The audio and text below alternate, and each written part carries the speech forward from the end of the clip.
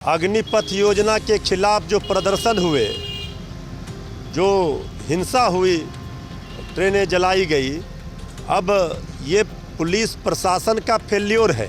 बिहार में पिछले 6 महीने में, इस साल के शायद जनवरी के अंत में और अब जून में 2 बड़े उग्र प्रदर्शन हुए। इन दोनों उग्र प्रदर्शनों में कोचिंग संचालकों के ऊपर पुलिस ने शिकंजा कसा। सैकड़ों एफआईआर दर्ज किए गए, कई छात्रों की गिरफ्तारी हुई, बल्कि आरआरबी एनटीपीसी वाले मामले में अभी तक कई छात्रों की जमानत तक नहीं हुई। लेकिन बड़ा सवाल यह उठता है कि सब पर कार्रवाई तो हो रही है, लेकिन पुलिस पर कार्रवाई क्यों नहीं। नमस्कार, मैं हूं इंद्र मोहन, आप देख रहे हैं बिहार। यह सवाल अब इसलिए उठने लगा है क्योंकि जब भी उग्र प्रदर्शन हुए, इसके बाद कोचिंग संचालकों पर पुलिस ने शिकंजा कसा।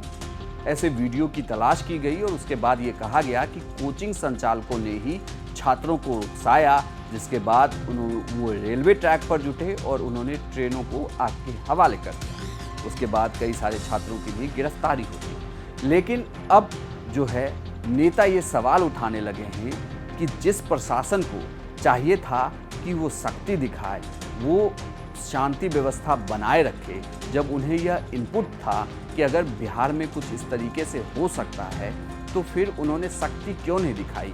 क्यों अलग अलग शहरों में स्टेशनों को आग के हवाले कर दिया गया और पुलिस वहां पे कुछ भी नहीं करती हुई दिखी। पहले 3 दिन तक तो ऐसा ही लगा कि बिहार में पुलिस है ही नहीं, क्योंकि स्टेशन दर स्टेशन लगातार ट्रेन को आग के हवाले किया जाता रहा। अग्निपथ योजना के खिलाफ जो प्रदर्शन हुए, जो हिंसा हुई, ट्रेनें जलाई गई, अब ये पुलिस प्रशासन का फेल्योर है। इसकी नाकामी है पुलिस की, प्रशासन की।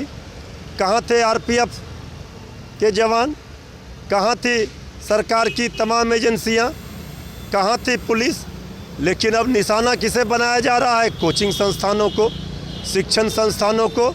ये घोर आश्चर्य है, इस पर कड़ी आपत्ति है। अग्निपथ योजना के खिलाफ सड़कों पर नौजवान उतरे आंदोलन करने के लिए, तो अब चुन चुन करके उन नौजवानों को फंसाया जा रहा है। यह सवाल तो अब उठने लगा है कि आखिर पुलिस पर कार्रवाई क्यों ना।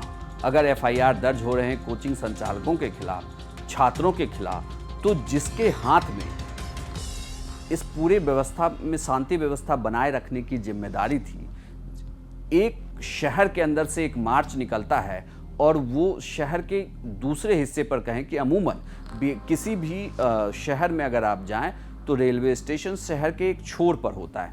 ऐसे स्टेशन तक यह पूरी भीड़ पहुंचती है, ट्रेनों को आग के हवाले कर दिया जाता है।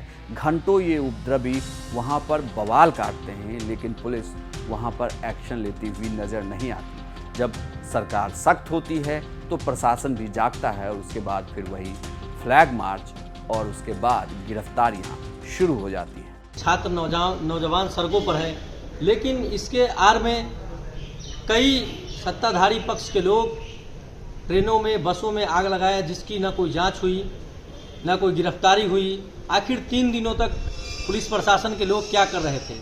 क्यों वो हाथ पर हाथ रख के चुप बैठे हुए थे जब बसों में और ट्रेनों में आग लग रही थी?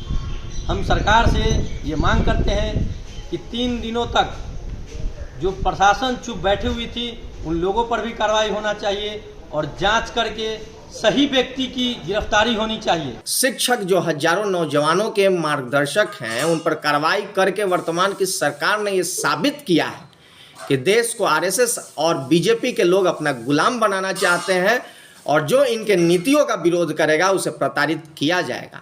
कार्रवाई ही करना है तो प्रशासन पर कार्रवाई क्यों नहीं हो रही है?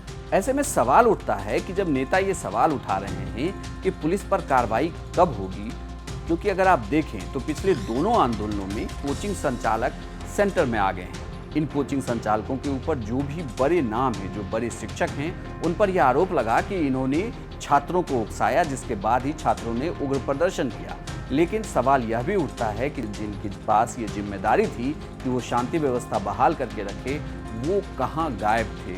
क्योंकि जिस तरीके से, अगर आपको याद होगा कि दानापुर में ट्रेन को आग के हवाले किया गया या आरा स्टेशन पर जिस तरीके से उपद्रव किया गया, उसे देखते हुए आखिर यह सवाल उठने लगा है कि पुलिस पर कार्रवाई क्यों नहीं हो रही है। आपको यह जानकारी कैसी लगी, आप हमें कमेंट करके जरूर बताइएगा और बिहार की तमाम खबरों के लिए आप देखते रहिए बिहार तक।